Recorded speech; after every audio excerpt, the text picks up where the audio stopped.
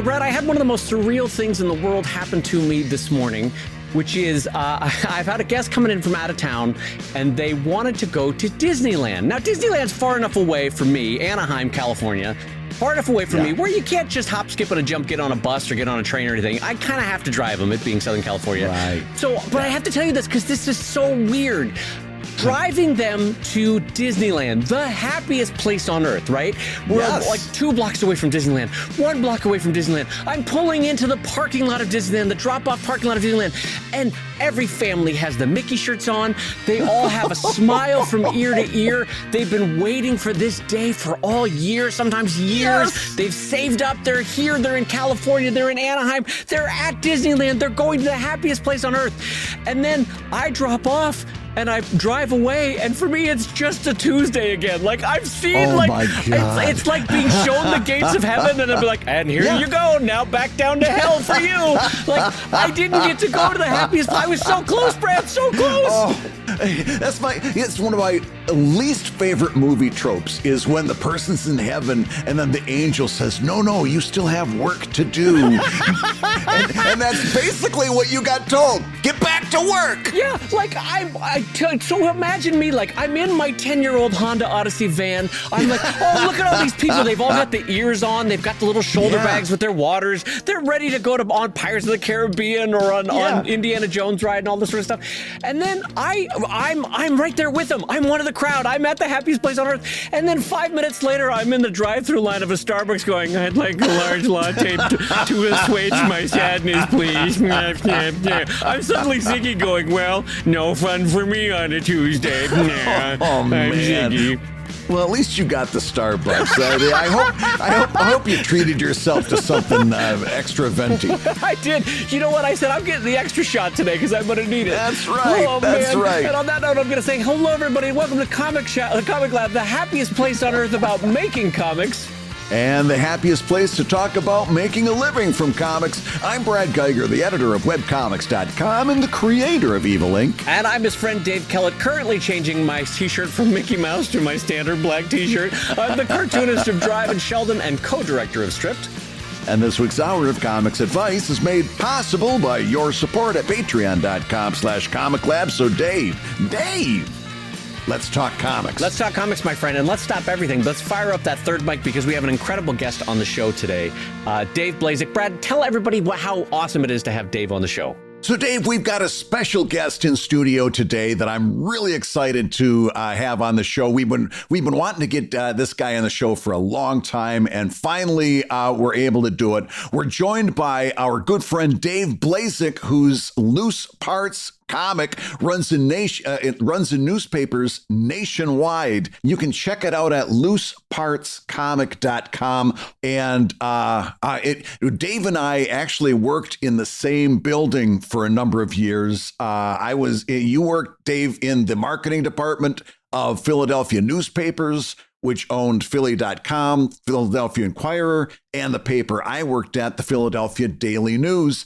And so it's like coming all back around. We're back in the same virtual room. Our guest today, Dave Blazek, welcome. Hey, hi. Thank you guys for having me. I'm a listener of the podcast. It's nice to get on here and talk comics. Yeah, you're right. We worked in the same building. I actually wrote the slogan. What was it? Philadelphia Daily, Philly's pain in the ass for over 125 years or something. Yeah, that's right. I had that T-shirt, as a matter of fact. Yeah. Well, let me ask you, as the one person that didn't work there, which one of you could have fired the other one? Which one of you had seniority and could have fired the other one? See, technically, Brad was in the editorial department with all the journalists, and I was over in the clown department. The marketing people. That was actually advice I got from an editorial cartoonist in Detroit who gave me career advice. And he said, get a job at a newspaper, but don't go advertising or anything else. Get a job on the editorial side. And he was very specific about that. That's the only reason I ended up where I ended up. Yeah, I know. I guess Brad knows, but Dave doesn't know that I stumbled into this from working at the papers, but I was the guy who made all the radio and TV commercials for the papers. So in my lifetime, I have literally written and directed I don't know, 500 radio commercials, 125 TV Wow. commercials. Wow. Things like Wow. that. All like in this other career. There are people who kind of still don't even know I'm a cartoonist. Even after Do you like still work at the marketing department? No, or I have you- left in 2018. Good for you. yeah, Good it Yeah, was for you. that's a good to- time to to- get out. That's a good well, time to get out. Well, Yeah. you talk about cartooning as a career, and Yeah. especially as you guys were plowing ahead online, I was still trying to hang in newspapers, and so I was going to hang on to my day job as long as I could, and so Yeah. it was a constant come home. After working all day and doing some freelance and then doing the cartoon, and considering I only learned to draw at 43 Right. when accidentally fell into this.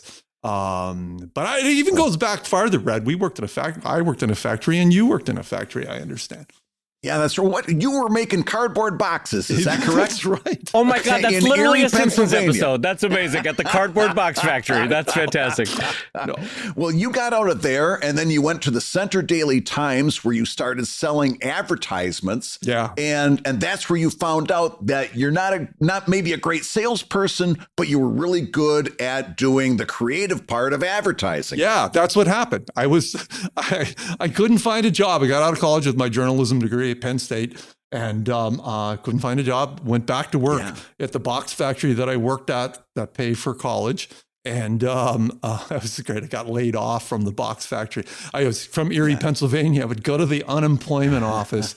And this is like pre-computer. Like they'd have a little recipe box of jobs in there. And they'd say, do you have any skills? And I have a journalism degree. And I was expecting to open the box and page, the Washington Post contacted the Erie unemployment Right, and they were right. looking for a reporter.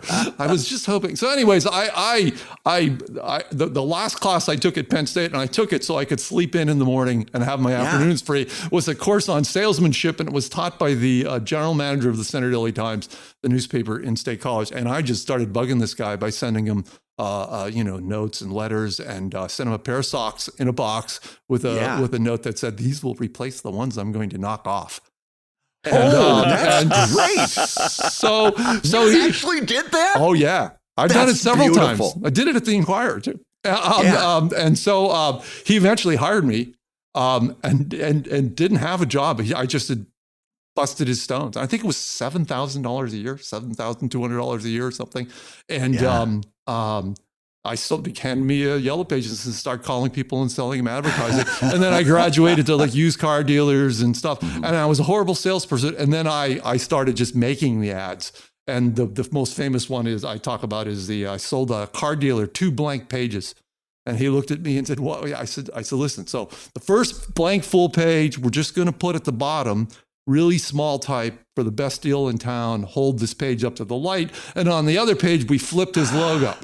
Oh, that's And, wonderful. that's fun. That's wonderful. Yeah, and it's so interactive. And so, he said people are walking in the door with this thing, and so I started doing that. And before I knew it, I left the Center Daily Times. Talk about love of newspapers, and I did have a love of newspapers, having come out of the Watergate era and all that stuff. And I had a journalism degree.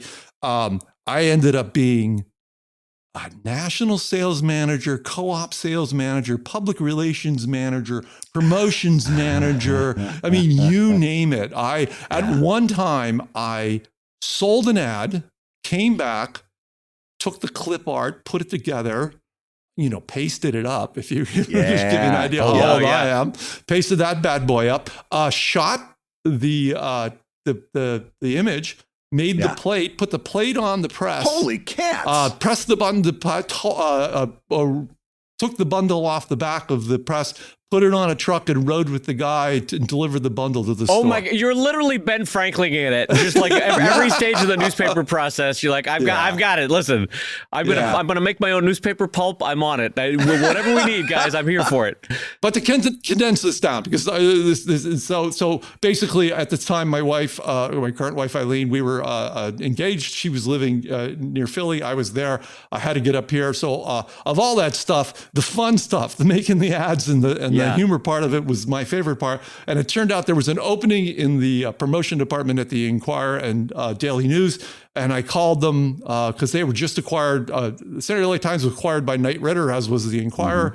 I called them. They says there's an opening, but there's 400 some applicants already. I called the guy. I got him to promise not to hire anybody till he saw my stuff. I sent him the socks. I sent him a bunch of other stuff like that, and they hired someone else. And that guy came to work the first day, went to lunch, and never came back.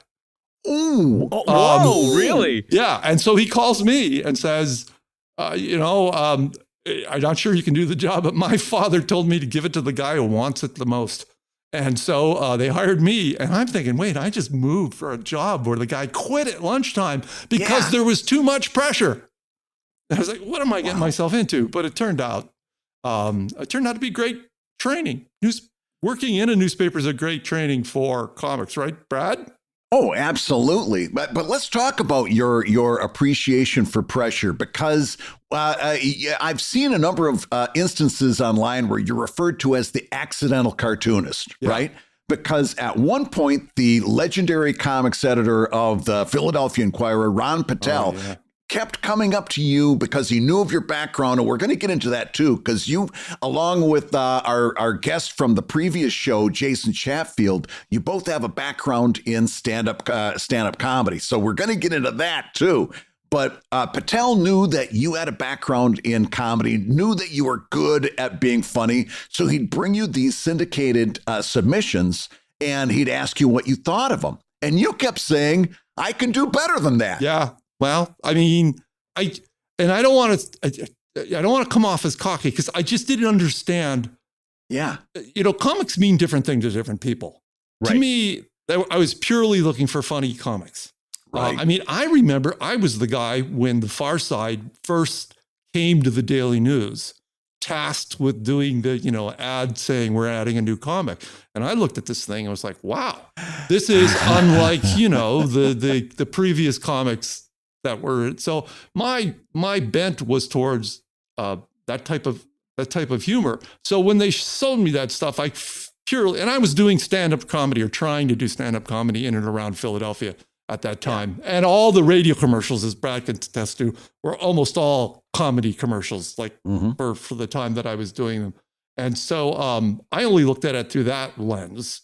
I only learned later that people appreciate the comfort of something happening every day. And there's that sort of angle in the comic sections that has real resonance and importance to people. But I wasn't looking at it because I was an idiot. And I just said, and so that's when Ron and Bob Greenberg, who was also a comics editor, said, well, why don't you try it? And I said, well, they're missing this key thing that I don't know how to draw. And which struck me as because I'm inside this game, that you have to know how to actually draw. And then what happened was both Ron Patel and Bob Greenberg kept bothering me. Bob Greenberg retired. This was a time when newspaper editors would really wired into the whole industry. They knew people, all the syndicates and all that stuff. And Bob called me and said, I think you can do this.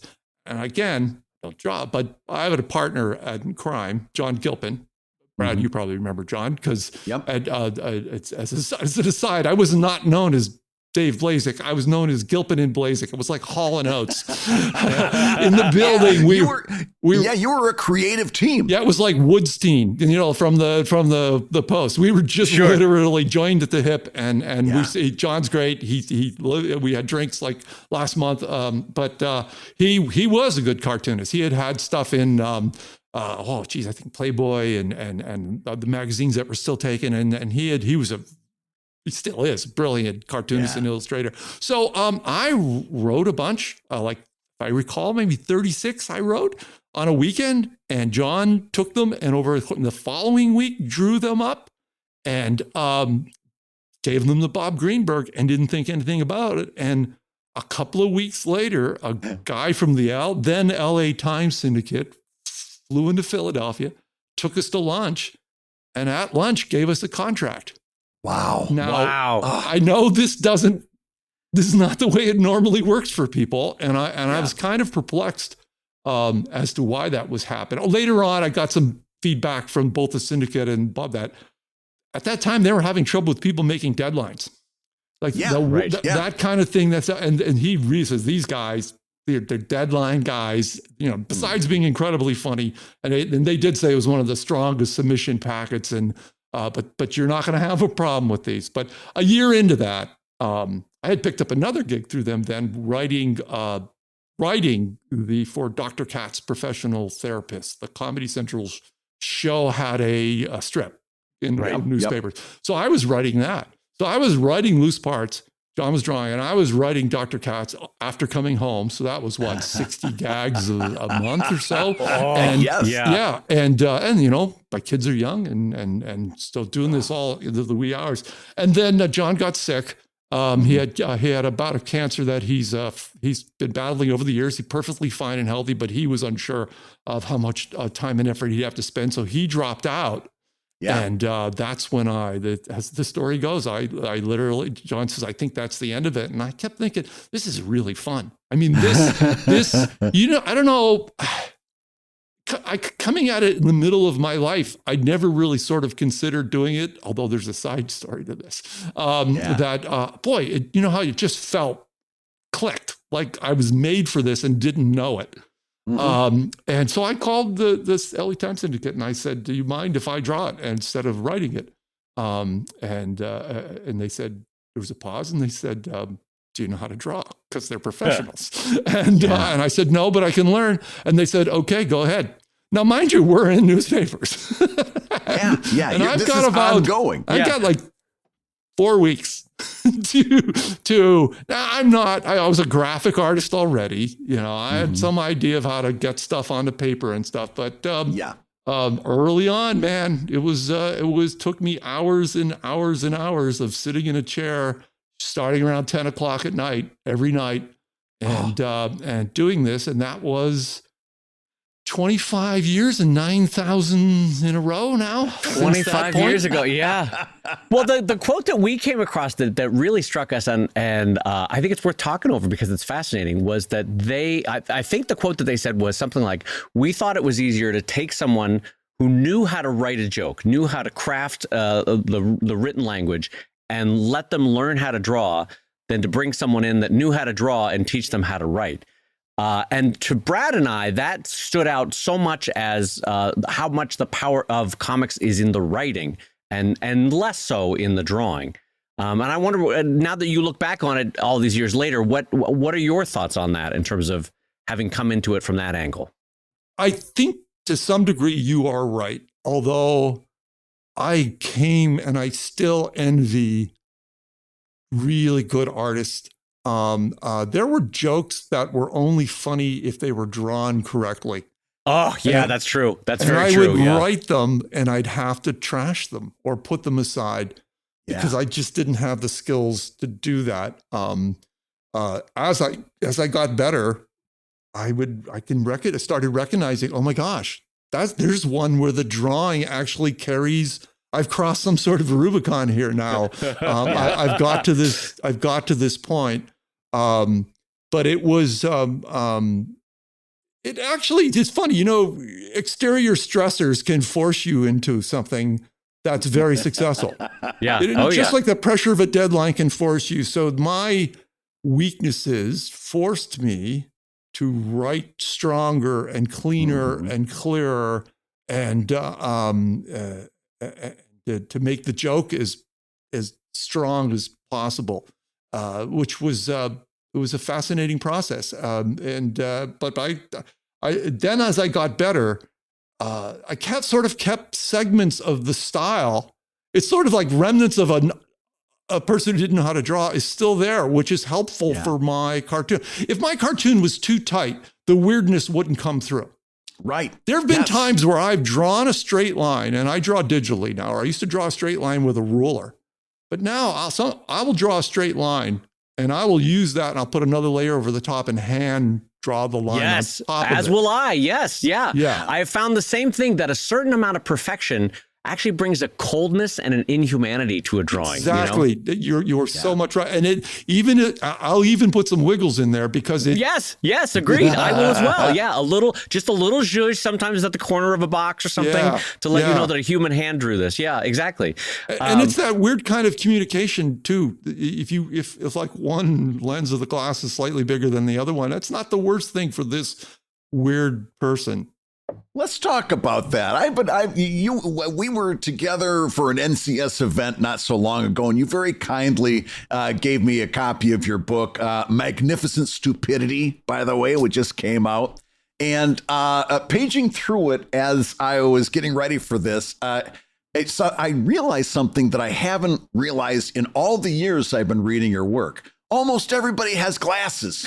What is up with the bout of nearsightedness that is happening in Loose Parts? Well, I don't know about you people as businessmen, but my characters have a really good health and vision plan. So they're Canadian. Okay, great. So it's Canadian-based. It's a Canadian-based. That's right. And of course, we pay for that by cutting off one of their fingers. so you pass the savings on to them, which is great. That's right. And you know how we do that? Volume.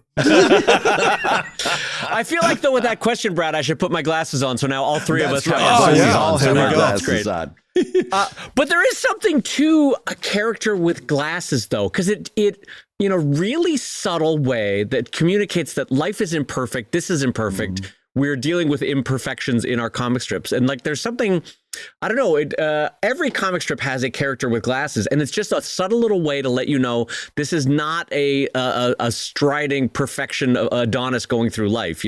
This is a little bit the fool, which is a great way to do it. Actually, okay. One of the more interesting things is anybody who writes a really good joke knows that often the joke is not in the joke, but in the reaction of the person hearing it. And there's a certain restrained response when the person hearing the joke in the comic has this blank glass. Like we've all seen a perfect comedy timing in a thing where somebody makes a joke and it's just this deadpan reaction, where that the person who hears the reaction of the joke doesn't instruct the reader how he or she should react. And lets them kind of do it. I love that stillness. I had this. I was talking to New Yorker cartoonists, and there's a stillness in New Yorker cartoons that is very neat. You've always wanted. Have you always wanted to, like Dave and I, get a cartoon into the New Yorker? Is that a bucket list item for you?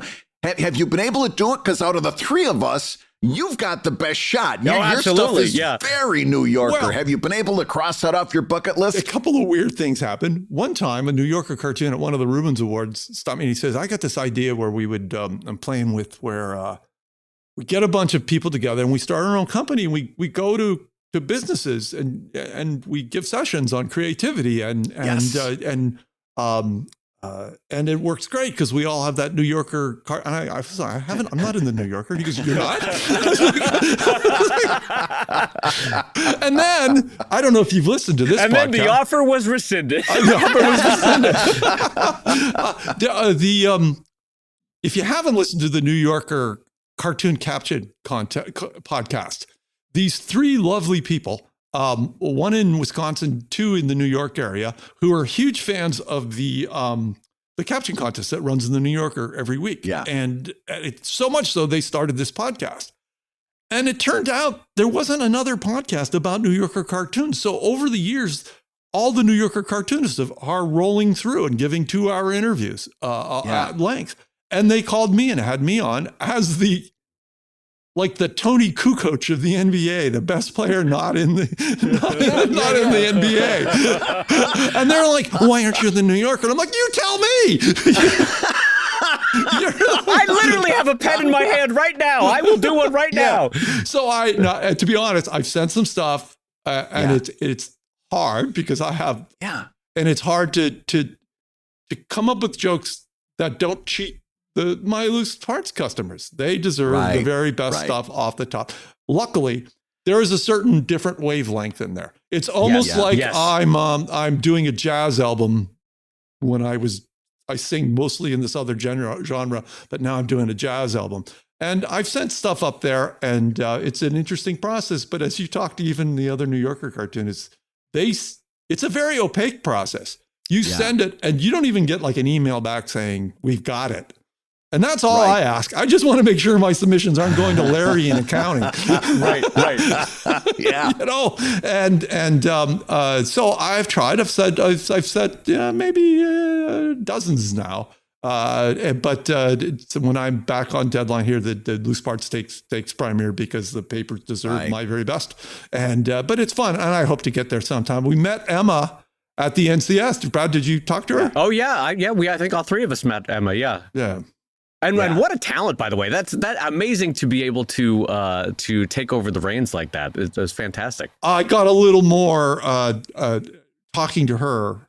It's interesting seeing her side of it and getting the realization of how she's bombarded with thousands of submissions and how difficult it is to go talk to everybody individually or counsel them or even respond. So I think their system is sort of working for them, and I'll try. Well, and even now, again, living in Los Angeles, I probably am the least qualified to talk about this, but it's interesting how much the New Yorker still relies a little bit on FaceTime.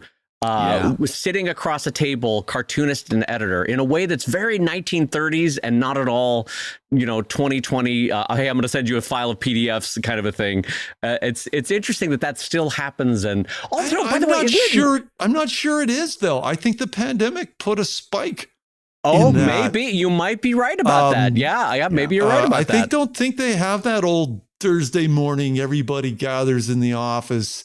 And shares COVID and yeah, exactly. You're right. The COVID sessions. It is oddly anachronistic, though, that we have of all the places to have survived the great culling of magazines. Mm-hmm. It's interesting that we basically have one magazine in America that still has, 20% of its comics content in the magazine is specific to the city that it's in. Like, imagine if we had a magazine called like the Weekly Des Moinesian or the Chicagoan or the Los Angelino or the Seattleite or whatever it's going to be. Like, it's weird. Cheese jokes. Yeah, exactly. A lot of Wisconsin cheese jokes. It's odd that that's the one that survived, and yet we all still are. There's a part of us that are all still pining to get one in there before we're in the pine box at the end of our days. I would love to get one in there at one point.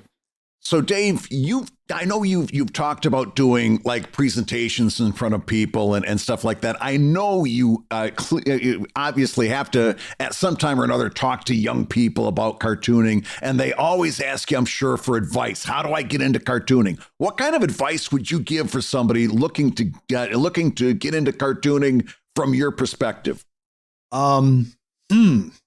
It's an interesting question. And it is, I always tell people that try to think of it as a little bigger than a specific get into cartooning. Start getting into creative slots, whatever that might be, whether it's writing or fine art or what that is. Because the idea of you just, as a young person, right off the bat, targeting right what you want and getting it is difficult. But if you start marinating yourself in sort of a creative world and getting used to staring at blank sheets of paper and making deadlines, I always say the professionals do this no matter how crappy we feel. Right. Anybody can be funny. I got lots of funny friends, hilarious friends. The trick to making money at it is doing it on Tuesday night when you have the flu. Right. Yeah. So start marinating yourself like that. And that's how you start making some connections that push you in various ways. And you start realizing what you like and don't like. I always say that why my story is somewhat unusual. And I'm sure there are cartoonists like, oh my God, he just signed he didn't know what he was doing. And the guy gives him a contract. But I was training for this without knowing that I trained for it. Right. I was on deadline for 20 years before I started this, and I did stand-up comedy. I knew how to, to phrase a joke, and I looked through a camera to frame a TV commercial that I had to communicate in 30 seconds. And in the same way, I wrote a script that I had to communicate, radio, quick dialogue. And so I had been training for this without knowing that in many ways, the last thing that I had to learn was how to draw. to do it. So all that stuff helps. It also helps if you really like it. I don't know how else to say this. You've got to really like it, because that's the thing that's going to keep you doing it. Because it is. I heard someone say yesterday, you have to be both optimistic and stubborn. You have to be optimistic to think you can do it, and stubborn to stay at it, and stay at it, and stay at it.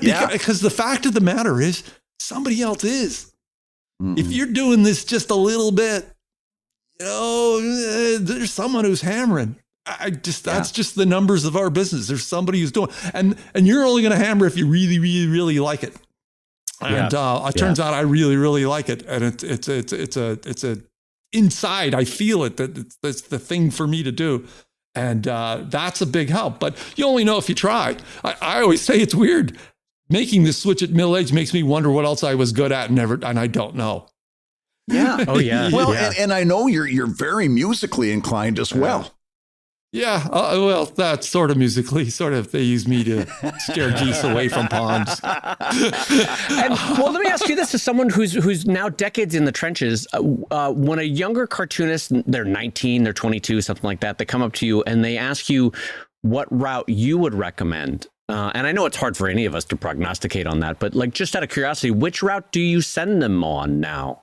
Well, I think you guys are starting to blaze that trail. The ability to build your own following and your own and use social media to broadcast your brand, your image, your humor, and all of that. Is it because you just never know who's watching? My big thing was a couple of years ago. I guess I get on this Instagram thing that people are doing, and out of the blue, I got a call a year ago. Just an email from England. Hey, Dave, do you have time for a phone call? And it was a greeting card company. We're keen on you. We're very keen on you. We're keen on your work, and we're keen on your humor, and we're keen on you. And boom, a greeting card deal. 2,300 stores in the UK. And, and the only way that happened was because I had an Instagram page. They barely were conscious that I was syndicated.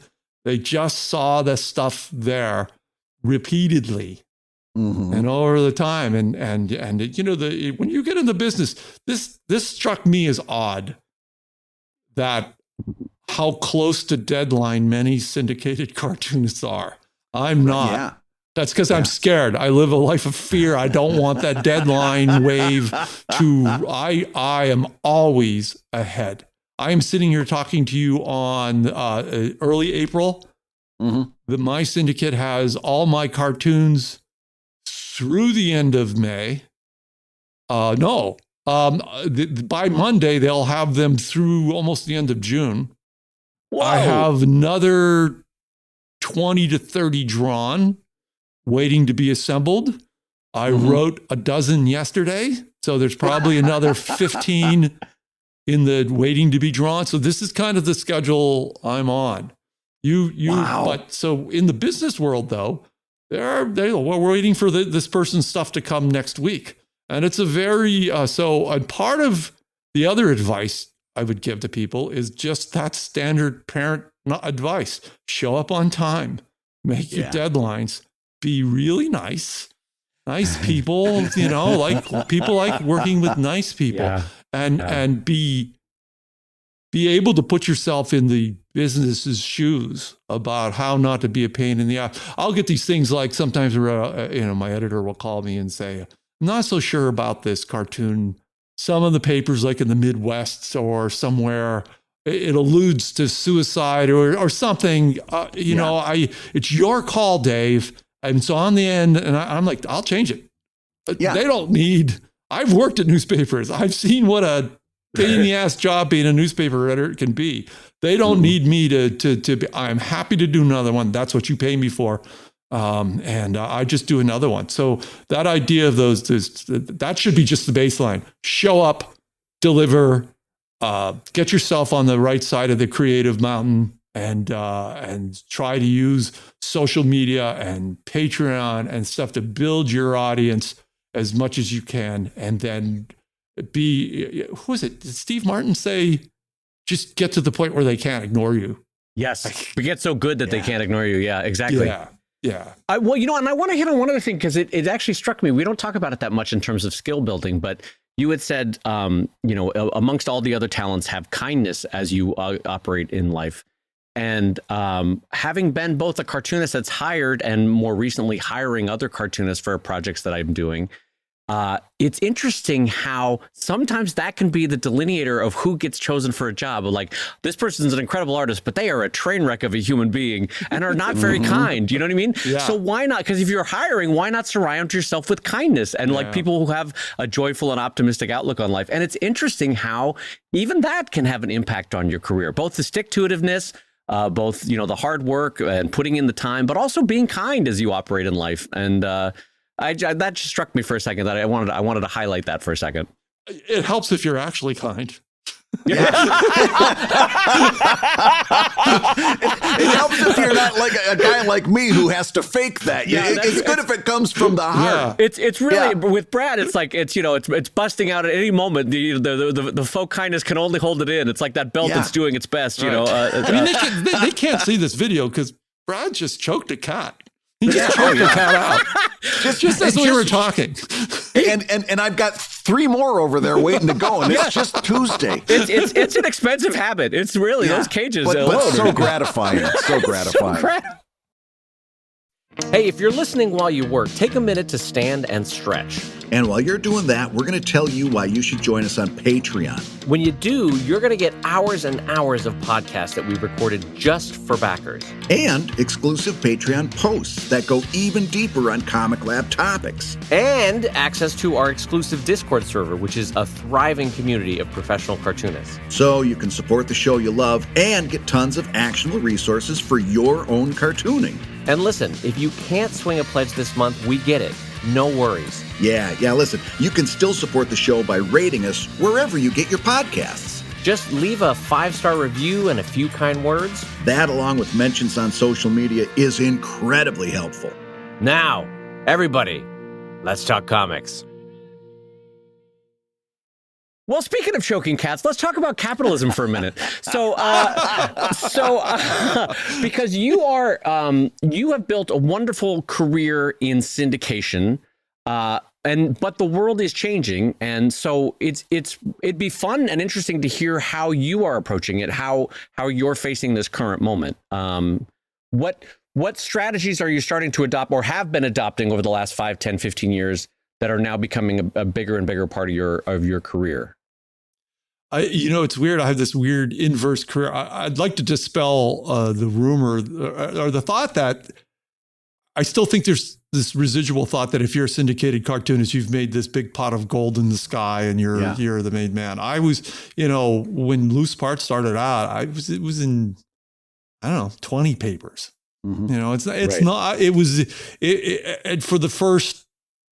For many, many years, I looked on it as a really good part-time job, a really good supplemental job to add to the college funds and that. I'm not sure I could have lived on my cartooning money for a really, really, really long time. Mm-hmm. And without getting into too much details, I entered the business right as the waves of the internet were dashing it on the rocks.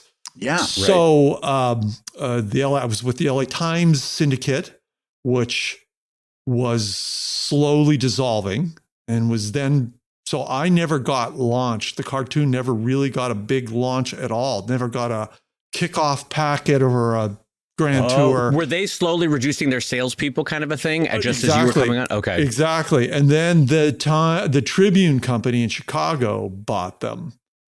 So I moved over to Tribune Media Services, and then, the Tribune, Sam Zell, that one bankrupt. There was that whole thing. And then I was rescued on an aircraft carrier in San Diego during the Rubens Awards NCS weekend. A woman who I sort of knew a little bit strolled up to me and said, "How's it going?" And I said, I was a few dozen beers into the evening. I said, cartooning's great, but the business end is driving me nuts. I'm not happy with my syndicate. They're going through it. It's not that the people are bad. It's just that they're reducing sales staff, and And she goes, why don't you come join us? And I said, who's us? She said, the Washington Post syndicate. So I was Amy Lago, Charles Schultz's last editor, and jumped over there. And about, 2 years ago, around this time of the year, I got an email saying, from a woman at the Washington Post who I'd never talked to or met, saying, do you have 5 minutes to talk on the phone? And I said, they're not calling me up to say, hey, Dave, you're now on 1,000 papers. They're calling to say the Washington Post decided to get out of the syndication business as a part of their basic core function. And I said, what does that mean? They said, well, when your contract is up, and at the time my contract was up in 3 months, that's it. Whoa. I mean, you're literally sitting there drawing, and you're told your career is ending in 3 months. Yeah. So luckily, I then just went for the top. Called Andrews McMeel, who's still the most preeminent syndicate out there, and they took me in. It was a lovely opportunity, and only at that time that we went there, because as I left the smoking hovels of syndicates in my wake, they really got me traction, and quadrupled and quintupled and added me in all the big top 10 cities in Canada, and retrenched a little bit when the Gannett thing happened. If people don't know, Gannett decided to standardize all their comics pages, and I was not one of the chosen ones. So I lost some things then. But so only at the very end of my 25 years of doing this has there been a portion of money that people would mostly identify with being a syndicated cartoonist. So I'd like to somehow dispel the fact that I was the lucky one. I was staying up very late at night, a lot, because I loved it. And it was, as I said, I probably could have made some money finding a part-time job somewhere in Walmart, but it was something I enjoyed doing, which made it. So then I had to start, supplementing the income.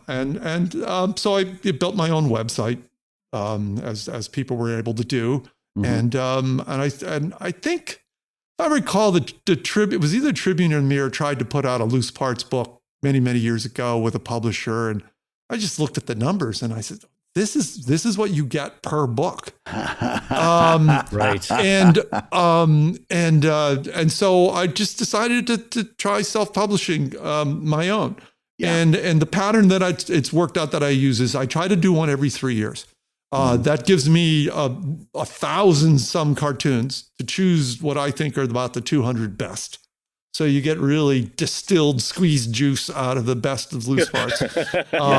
And then I found this is all coinciding with technology, and digital publishers came online, and I was able to find the first one I found up somewhere in New England, but now there's one right near my house, which means that when I print a quantity of books, I can go over in my car, because shipping 2,000 books is expensive. Yes, it is. So as I whittle down my per book costs all the time, I try to get it so that I can make $10 a book. Yeah. Great. That's my point, where if through a publishing, I guess that number might be $2. Right. And if you sell it on Amazon, who takes half, that sits around there too.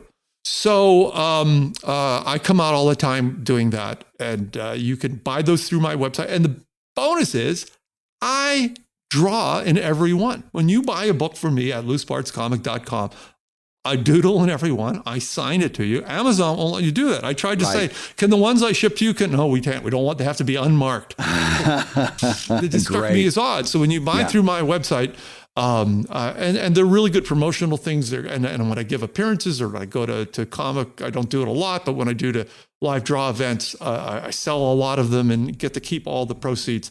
The other interesting thing that's come off of this was I started selling my own framed copies, which brilliant. Turned out to be a win-win for everybody.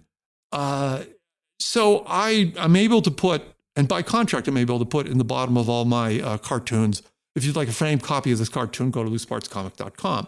And then I've learned how to source the frames, and I bought myself a beautiful printer, and photo paper, and I frame them up, and there's a beautiful matted glass frame, a 13 by 13, and I draw on the border and I sign it to whoever you want. Yeah. And it turns out it's not only because the cartoon is funny, but if the guy's an anesthesiologist, and I've done an anesthesiologist cartoon, I sell some of those. I sell, it's funny, and it makes a grand gift, and it's very rewarding to know that your stuff's hanging on people's walls. Absolutely, and making them happy, and I'm able to keep the cost down low. And I'll say, because it's fair, I charge $50 for it, which is, I think, incredibly reasonable. Some shipping on top of that to handle the shipping portion of it. And so you get a personalized print that I've signed and drawn on for that amount that applies to you. And I run it all out of my studio. And now you can issue your own postage. And I ordered boxes for pennies a piece, like they're well-protected pizza boxes.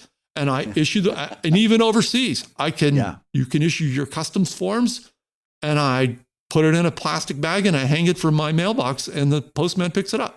Yeah. Now, my question to you is, when you source those cardboard boxes, you went right back to that cardboard factory that you used to work at, and you gave them first crack at it, right? Yeah, that's right. Well, remember their slogan, Brad, remember their company slogan was to think inside the box. So they're ready for Dave to come running back. But I want to point out a through line for younger cartoonists that are listening to Dave's earlier advice, because I think this is valuable, is that both Dave and Brad in newspapers, and Dave in marketing, and myself at Mattel Toys and other creative jobs that I had in the past, all those creative and creative adjacent skills that we learned over the years, and the ability to tackle a task and try a new sort of, whether it be marketing, whether it be sales, whether it be creative adjacent, it does pay itself forward as you get into your own cartooning and start making your own magic with prints and books and things like that. So I just want to tie that together for younger listeners, that all the skills you learned, Dave, in your 20s and 30s, you now are able to work out with your own studio and making your own things. Yeah, it's if anything, my biggest regret is that I wasn't entrepreneurial enough earlier in my life. Yeah. And I think part of that is justifiable because, you're working, you have kids, and there's only so many hours in the day. Yeah, you can only do so much, But I kind of wish I was more entrepreneurial early on. But I also like that I'm not here just to make money. I want these things to be a win-win. I feel really that that when you get a book from me and it's signed, or when you get a kid, that's something special, and it's well worth the price. And I try not to, I'm just like everybody else. When shipping and stuff started going up, I'm like, do I raise this? Yeah. Like, do I? How much? Good question. At what point? Yeah. Because the interesting thing is the book is $14.95. To ship a single one now to anyone is about $5. Right.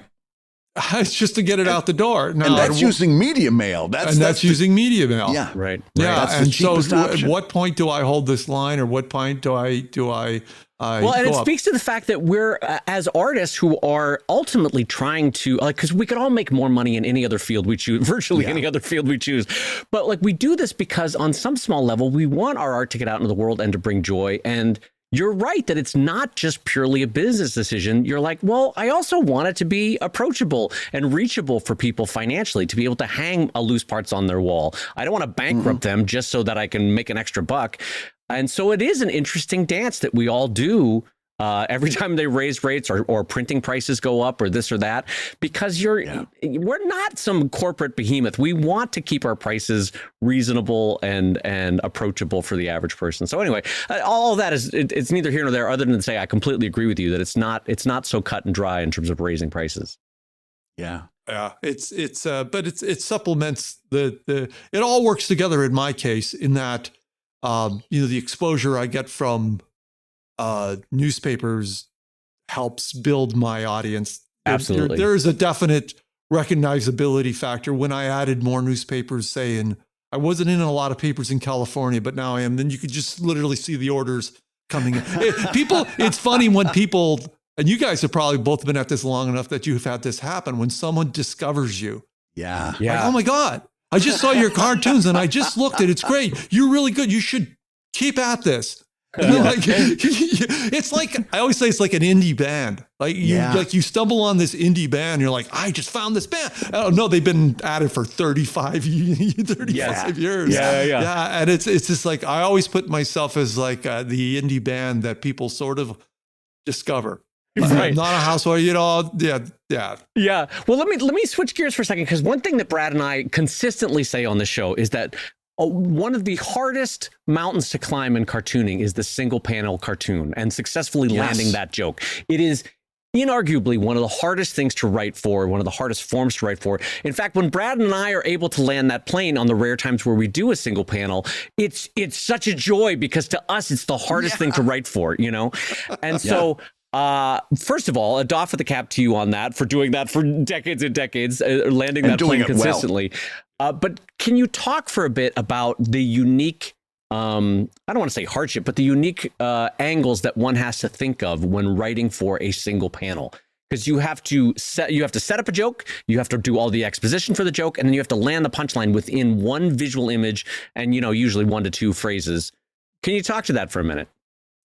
Yeah, it is difficult. Having written for a multi-panel strip as well. I've always said multi-panel things are almost like writing a TV or a radio script. Yeah. There's dialogue that you can build up, and you can drop hints in an earlier panel that pay off later. Right. You can also afford to have a panel with nothing in it, which is the greatest panel, where like in the 4th panel, someone says something, the 3rd panel, it's totally, everyone's looking at each other like, and then the payoff comes in the 3rd one. That's that penultimate space. Silent That's panel. that comedy timing space that you get to build into a multi-panel thing that you don't have. So yeah, it all has to happen in the one thing. I think the secret is I've always said that the secret to comedy that I see it is to not finish the joke, to let the reader finish the joke in his or her head. Oh. People who tell bad jokes overtell them. They add way too much detail. They don't trust in the intelligence of their audience. The example I've used in talks is when I was doing stand-up. I used it. This was like in the late '90s. It was a joke. There was a news story about somebody had written a book on how to commit suicide, and it caused a lot of controversy. And the joke I gave was boy, how about this suicide manual? Boy, here's a book that's overdue at a lot of libraries. And jeez. And it wasn't getting as much laugh as I thought it would. And a veteran stand-up said, here's what I want you to do. Yeah. Take your stool, or if you don't have one, have a stool with a glass of water, and move it way far away from you. Move it like 20 feet away from you, and tell the joke, and go over and get a drink of water.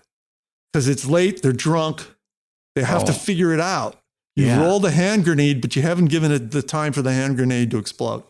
And he was right. And that idea that I let you figure the joke out. So absolutely. In today's loose parts, that you can look at, just go to gocomics.com and look at it. It's 2 guys at a bar, and the bar is slanted.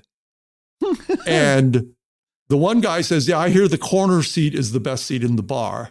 And you only know by reading the reverse window behind you that's called the slanted pub in reverse. And you only then notice that one guy's hand is empty as his beer has slid down the bar. Now, there's a whole lot in here for you to figure out, which to me makes the reader spend more time. They're more invested. They've figured it out. I've respected them. They feel part of it. All of that, I could have had a picture of the guy at the end with glasses piled up in front of him, but their mind had to go out of frame. Yeah. And build the rest of that picture themselves. Right. Yeah.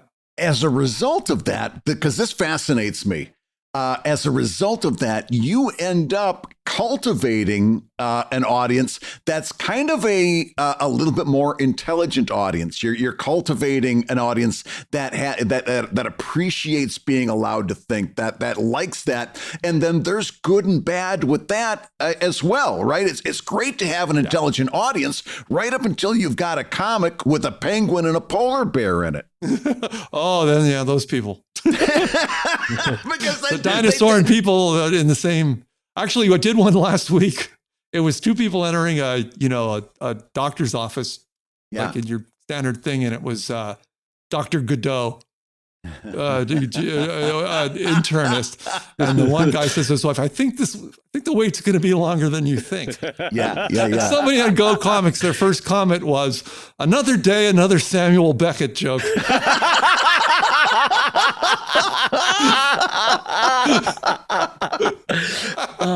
Are there jokes that consistently coming at it with a single panel that you're like, God damn it, this is such a good joke, and if I had one more panel, if I had one more ability to put one more word balloon in here, I could nail this, but I just can't do it. What do you do when that happens? Do you start fresh? Do you throw it out? Do you let it sit in the pile for a couple of months and see if you can come back at it with a different angle? Yeah, you're right. There are some things that you wish you had. Listen, I wish I had more space. Yeah. Comics pages are getting smaller. There are jokes I can't do because the payoff is a tag on somebody's shirt and it's just not big enough. Right. And I have to eat those and put them away. One of the benefits, as I was telling somebody about the New Yorker, is that their cartoons are pretty big. Yeah. And the captions all go beneath and not in balloons. So you can have air in the drawing to tell the joke. You don't have to fill up every corner of the frame with word balloons and stuff. So sometimes it's really hard to do that. The other way to get around that, I think sometimes is to tell the joke that it's about to happen or has happened, not happening. Interesting. It's the residual of the situation that just happened. Or there's some object, whether it be a physical object in the frame, that you need to then you need to. That's it. Either it's happened or about to happen. It adds it loads a potency to the joke and to the panel and to the image, almost like a dominant tonic chord. If you know music, where you're waiting for the last chord to pay it off, and that chord again pays off in the readers' heads because they're smart people, and I try to respect that. Yeah, there's another interactivity that's going on there, because in both of those cases, if you're doing what happens before the joke, the reader has to connect the dots about what happens next. And it's just the reverse in doing afterwards. But how many times do we see people doing this at the pro-am and the professional level, doing the joke as it happens, spelling it right out? Do you think there's a confidence involved in that? Do you think that maybe an amateur cartoonist doesn't have the confidence in their ability to sell that joke, and is that part of why you're able to do that? Is that after doing this for so long, you've got a little bit of confidence? I think so, and it's a bit of philosophical of the audience you want. Yes. I'm going to lose some people who just like, oh, that loose parts. I don't understand half of them. Hey, come on. I don't want to make it sound like this is like you need a PhD to understand these. I am talking animals doing surgery.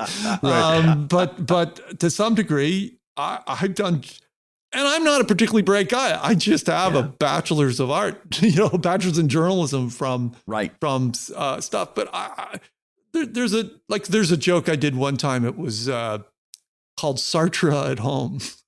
And there's I'm already giggling at just that there's premise, a philosophy looking kind of guy sitting in an easy chair with a beer, and his wife's in the doorway with her coat on, and a kid and a bag of groceries, and she's had a hard day, and she says, dishes aren't washed, the garbage is not taken out, the laundry's not put away. Sometimes I question your existence.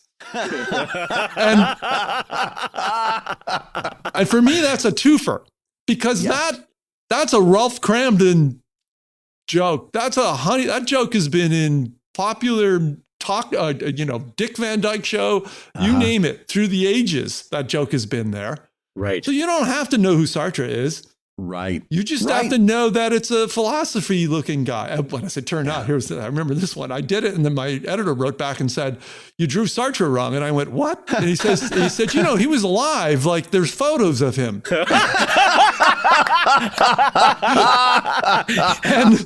I had drawn a bald guy with a goatee, and I had to go back and redraw it because somebody was going to send me an email and say, "That's not what Sartre looked like." And furthermore, polar bears and penguins don't live in the same. While I have you. well, I got you here. Yeah, it's funny you mentioned that because one of the greatest. So the Daily News, when I was working there, you know how newspapers have these at different times, choose the best comics on our comics page, or here's some we're thinking about. And this one guy who I knew was well into his 90s because I actually interviewed him for a Fables comic a little bit later, so I connected the dots.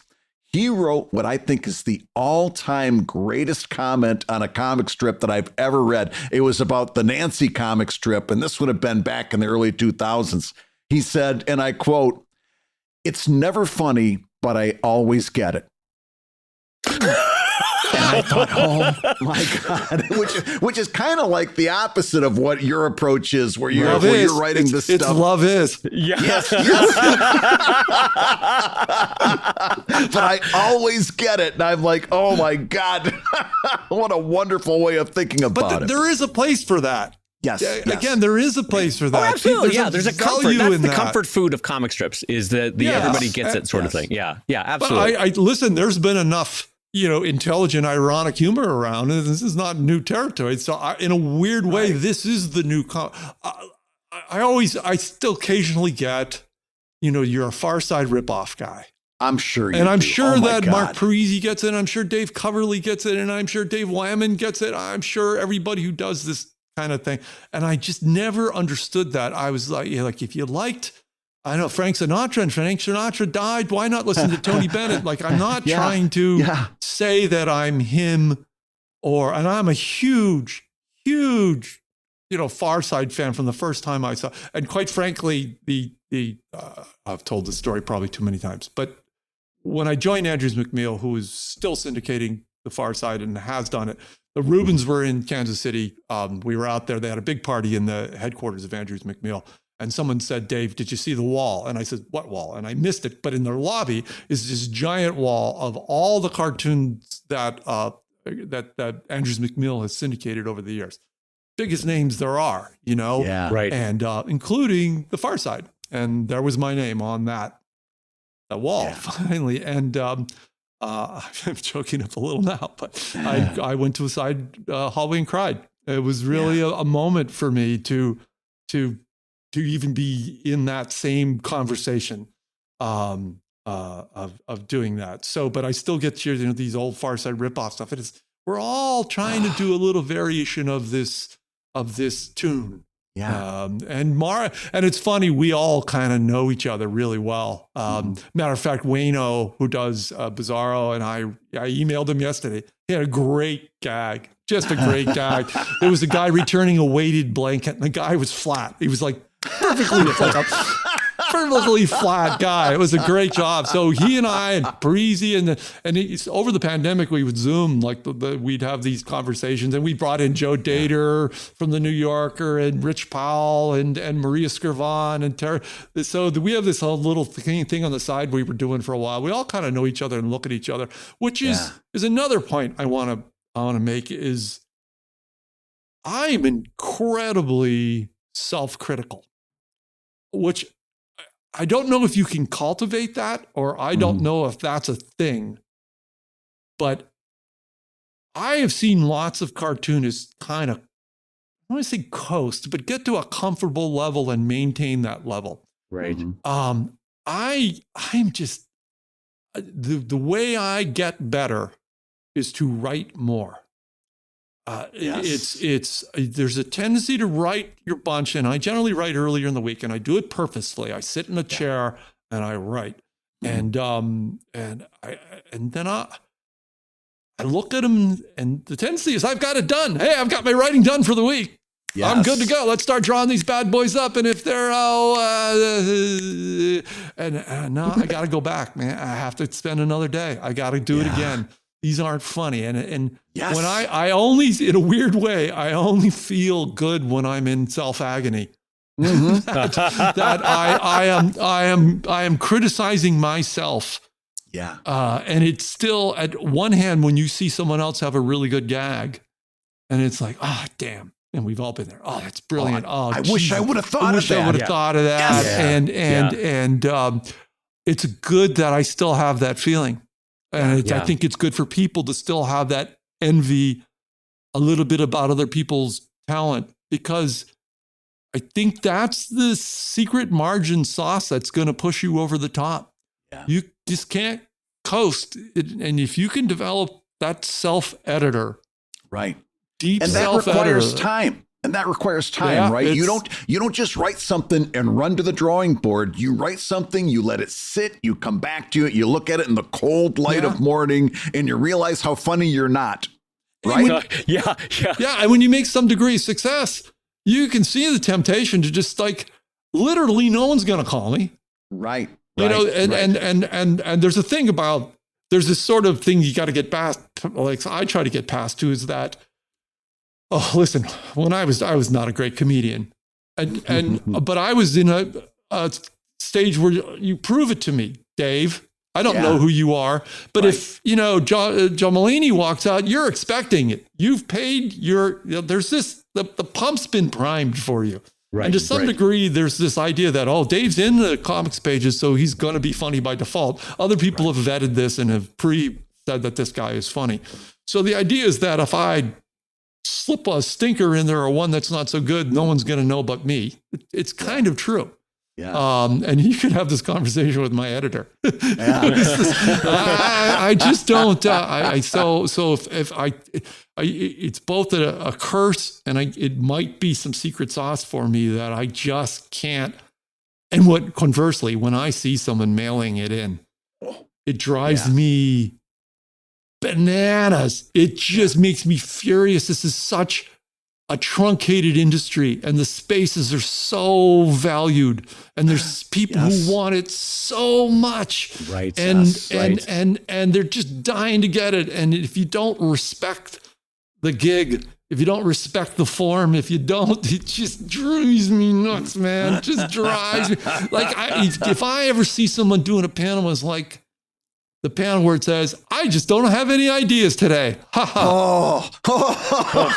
Don't get me started. Do you know how many? There should be somewhere a collection of all of the comics where that was the punchline. I don't have an idea. You could fill pages and you could fill a book with them. Yeah. No one would want to read that book, but you could fill a book. It would be instructive for younger cartoonists. Well, let me end after a wonderful hour of talking. Let me end it with a really fun question, because it's kind of a joy-filled question. So, and I think I know where the answer is, but in all your stages of your process of cartooning, from when the first spark hits you in your chair to refining that joke a day later and getting it really down, and you're ready to bring it to ink, or you're drawing it at your desk, or you're submitting the file, what to you is the most joy-filled part of that process where you're like, I'm really doing it, I'm a cartoonist? Is it when you send the file off? The final PDF or the JPEG or the TIFF or whatever it is? Is it when you get that spark of an idea? Is it when you're writing it? Is it when you're drawing it? When do you feel most alive in that process? It's definitely the from when you've conjured it out of the netherworld, like just coalesced it into your head, especially if it's a great idea. Do you ever have this where it's a great idea? I better not screw this up. Oh, yes, absolutely, yes. I kind of see the drawing in my head. Can I do this? I got to get this right. I had one like this. Matter of fact, I submitted it for the Reuben Awards this year. It said the quintessential guy reading to his boy in bed, young kid in bed, and the mom is just peeking through the door, if you can imagine, to see what's going on. And the book they're reading is the big pop-up book of boxing. And the dad says, shh, he's out cold.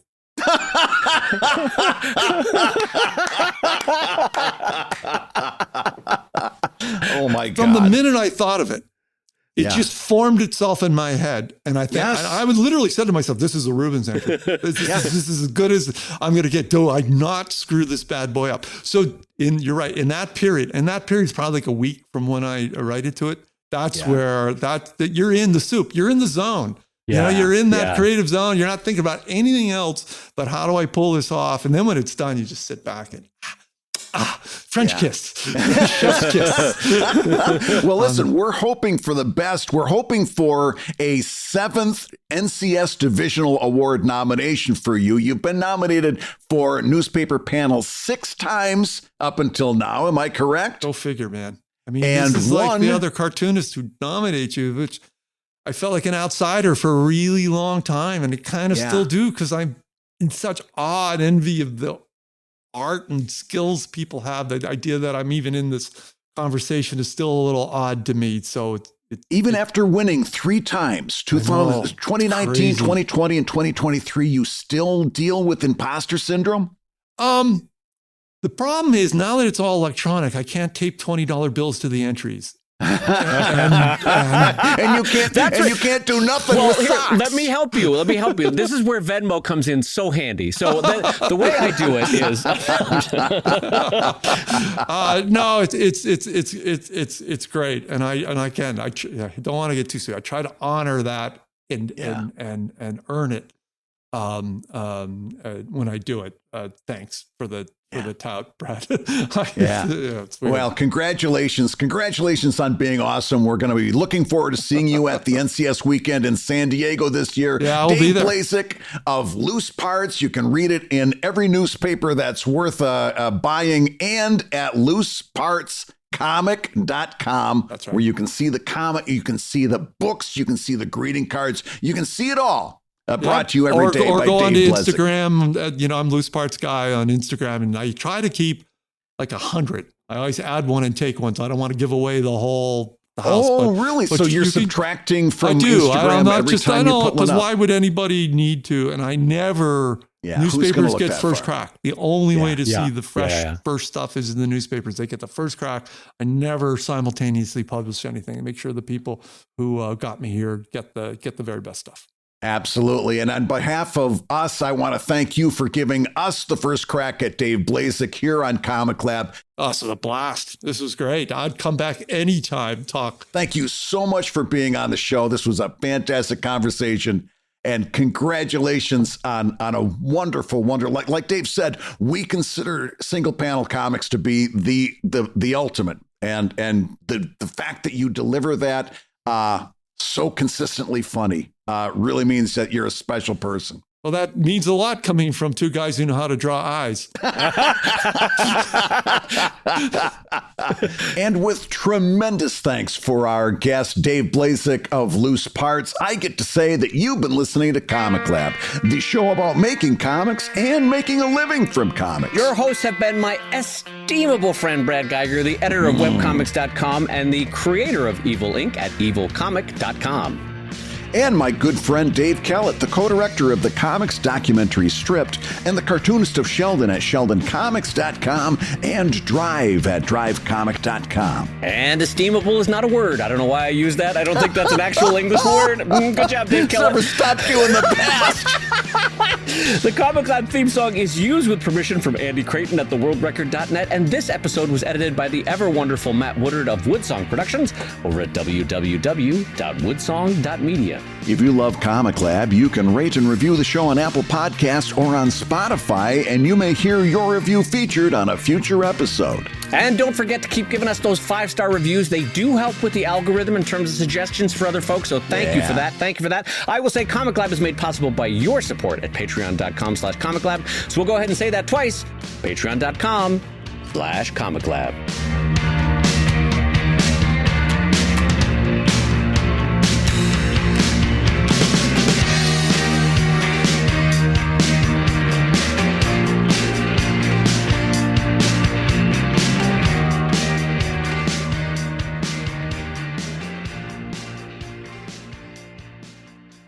How many socks? He did say that he went through a lot of socks. How many socks do you think I would have to go through before that works? Oh, Brad, there's not a Hanes factory in the world that can make enough socks.